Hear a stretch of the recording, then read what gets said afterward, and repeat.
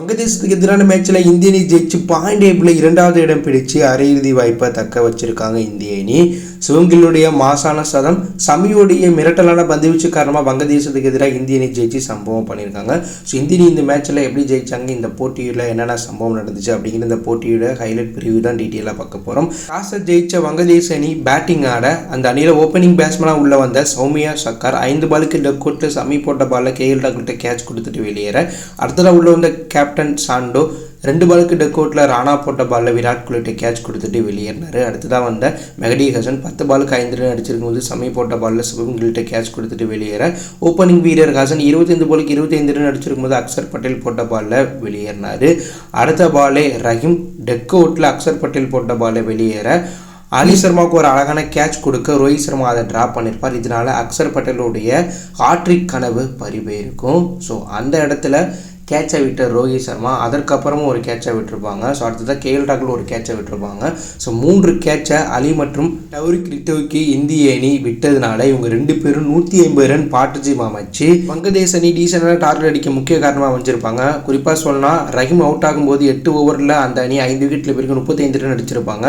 அதற்கு அடுத்ததாக ஜாக் அலி விக்கெட் ஆகும்போது 42 ஓவரில் 189 ரன் அடிச்சிருப்பாங்க. ஸோ 6வது விக்கெட்டாக ஜாக் அலி இந்த மேட்ச்சில் 114 பாலுக்கு 68 ரன் அடித்து அவுட் ஆகிருப்பாங்க. அதற்கப்புறம் உள்ள வந்த ஹசன் 18 ரன்லையும், ஹசன் சபீர் டெக் அவுட்லேயும் வெளியேற, காயத்தோட சதம் அடித்த டவுரிக் ரித்துவை 118 பாலுக்கு 100 ரன் அடிச்சிருக்கும் போது ஹர்ஷத் ராணா போட்ட பாலில் சம்மிட்டை கேட்ச் கொடுத்துட்டு வெளியேறியிருப்பாங்க. ஸோ வங்கதேச அணி 49.4 ஓவர் முடிவில் 228 ரன் அடிச்சிருப்பாங்க. இந்திய அணி பந்துவீச்சு தரப்பில் சம்மி 10 ஓவர் வீசி 53 ரன்களை விட்டு கொடுத்து 5 விக்கெட் எடுத்து கம்பேக் ஆகிருப்பார். ஹர்ஷத் ராணா 7.4 ஓவர் வீசி 31 ரன்களை வாரி கொடுத்து 3 விக்கெட் எடுத்திருப்பாங்க. அக்சர் பட்டேல் 9 ஓவர் வீசி ஒரு மெய்டன் ஓவர் போட்டு 43 ரன்களை விட்டு கொடுத்து 2 விக்கெட் எடுத்து சம்பவம் பண்ணியிருப்பாங்க. ஸோ 229 ரன் அடிச்சா வெட்டினு ஈஸியான டார்கெட்டை நோக்கி கிளம்பிறீங்க. இந்த ரோஹித் சர்மா சுபம் கில் பவர் பிளேவை சூப்பராக யூஸ் பண்ணி அதிரடியாக விளையாண்டுருப்பாங்க. இதில் ரோஹித் தொடக்கத்திலிருந்து அதிரடியாக விளையாண்டு சம்பவம் பண்ணியிருப்பார். ஆனால் 36 பாலுக்கு 41 ரன் 7 பவுண்டரி அடிச்சிருக்கும் போது டாக்ஸிக் அகமது போட்ட பாலில் கேட்ச் கொடுத்துட்டு வெளியேறியிருப்பார். மேலும் ரோஹித் சர்மா இந்த மேட்ச்சில் ஓடியில் 11,000 ரன்களை கடந்து சம்பவம் பண்ணியிருப்பார். அதற்கப்புறம் உள்ள வந்த விராட் கோலி சுபம் கில் ஒரு நல்ல நாக் விளாண்டுருப்பாங்க. இதில் கோலி 38 பாலுக்கு 22 ரன் 1 பவுண்டரி அடிச்சிருக்கும் போது ஹசானி போட்ட பாலில் சௌமியாட்ட கேட்ச் கொடுத்துட்டு 22 ரனில் விராட் கோலி அதிர்ச்சிகரமாக வெளியேறியிருப்பார். அடுத்ததாக உள்ள வந்த சுபம் கில் 17 பாலுக்கு 5 ரன் அடிச்சிருக்கும் போது முஸ்டபிசர் ரஹ்மான் போட்ட பாலில் சாண்டோம்ட்ட கேட்ச் கொடுத்துட்டு வெளியேறியிருப்பாங்க.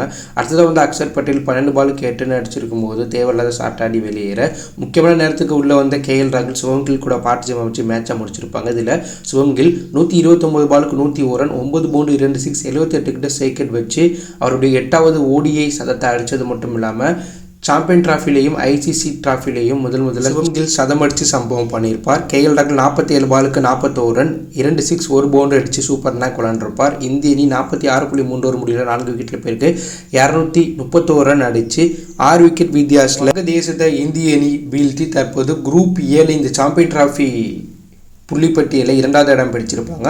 முதல் இடத்துல நியூசிலாந்து அணி பாகிஸ்தானை 60 ரன் வித்தியாசத்தில் வீழ்த்தினதுனால 2 அடிப்படையில் இருக்காங்க. 2வது இடத்துல இந்திய அணி, 3வது இடத்துல வங்கதேச அணியும் இந்த தொடர் நடத்துகிற பாகிஸ்தான் அணி 4வது இடம் பிடிச்சிருக்காங்க. ஸோ அடுத்தபடியாக இந்திய அணி பாகிஸ்தான் கூடயும் நியூசிலாந்து கூடயும் விளையாட போகிறாங்க. இந்த 2ல் ஒரு மேட்ச் ஜெயிச்சாலே அரையிறுதிக்கு இந்திய அணி தகுதியாயிருவாங்க. ஸோ சம்மியுடைய கம்பேக் சுபம் கில்லுடைய சதத்தை பற்றி என்ன நினைக்கிறீங்க? இந்திய அணி அரையிறுதி போய் இந்த சாம்பியன் டிராஃபி தொடரில் கோப்பையை வெற்றி பெறுவாங்களா? அப்படி ஒரு கருத்தை கமெண்ட்ல லீவ் பண்ணுங்கள்.